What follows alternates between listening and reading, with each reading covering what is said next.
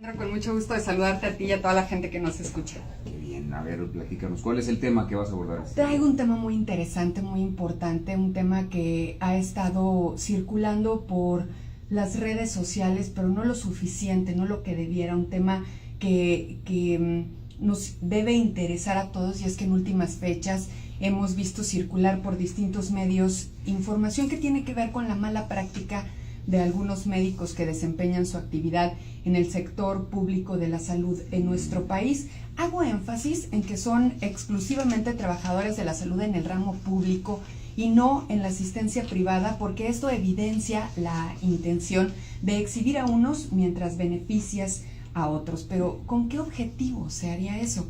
Para ahondar en lo anterior, debemos saber que actualmente existe un interés por modificar el artículo 4 de la Constitución y la Ley General de Salud con el fin de crear un sistema único en el que se homologuen instituciones como el IMSS o el ISSSTE con el Seguro Popular, lo que significaría una reducción en las prestaciones de atención médica y seguridad social para alrededor de 800,000 personas y sus familias. Es importante también decir que son personas que aportan y que trabajan todos los días para tener un sistema de salud óptimo que les garantice ser atendidos en cualquier enfermedad, y hoy está en incertidumbre ese sentir.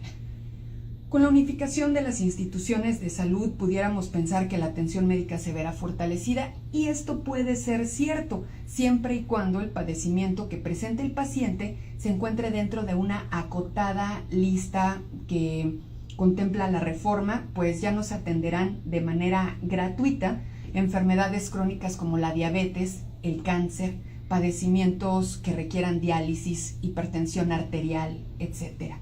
Los medicamentos, así como las cirugías, ahora tendrán un costo, por ejemplo, mientras las medicinas ahora solo se otorgarán cuando sean enfermedades dentro de un cuadro muy básico como dolores de cabeza, diarrea, gripa. Lo demás se va a vender.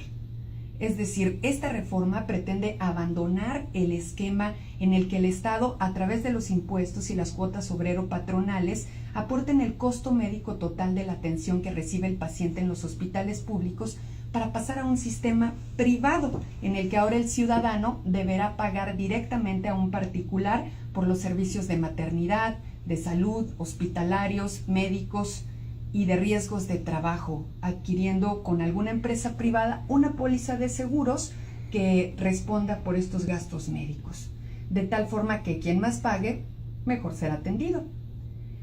Es importante también decir que en el tema laboral repercute en el tema de la jubilación, pues se habla de un sistema de pensión universal que, de aprobarse esta reforma, se les pagará a los trabajadores la cantidad de 1,092 pesos mensuales por una vida de trabajo al servicio del Estado.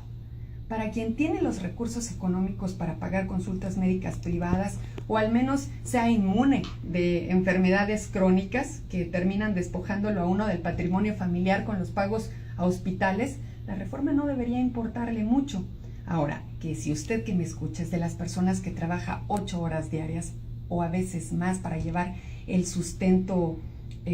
a su casa todos los días, o es derechohabiente de estos sistemas, o no tiene asistencia médica, o trabaja en el ramo médico, esto debería de interesarle y mucho. Se lo digo porque en este proyecto de ley citado claramente se están plasmando políticas que urgen de la atención del pueblo mexicano. No se distraigan en las redes sociales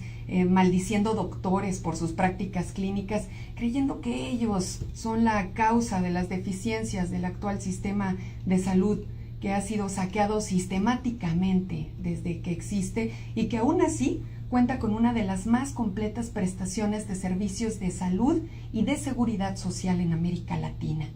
Ciertamente habría que revisar las deficiencias de las instituciones de salud de nuestro país, pero debería hacerse para beneficio de las mismas y de sus usuarios, por supuesto, para dotarlas de más hospitales, de equipo para cirugías, medicamento de todo tipo, así como personal capaz y suficiente para atender a los trabajadores de nuestro país. México quiere ver reformas donde se modifiquen el fondo de pensiones vitalicias a los expresidentes de la República y a los magistrados federales, que se les asignen sueldos de profesionistas a los legisladores del país, siempre y cuando lo sean, claro. Y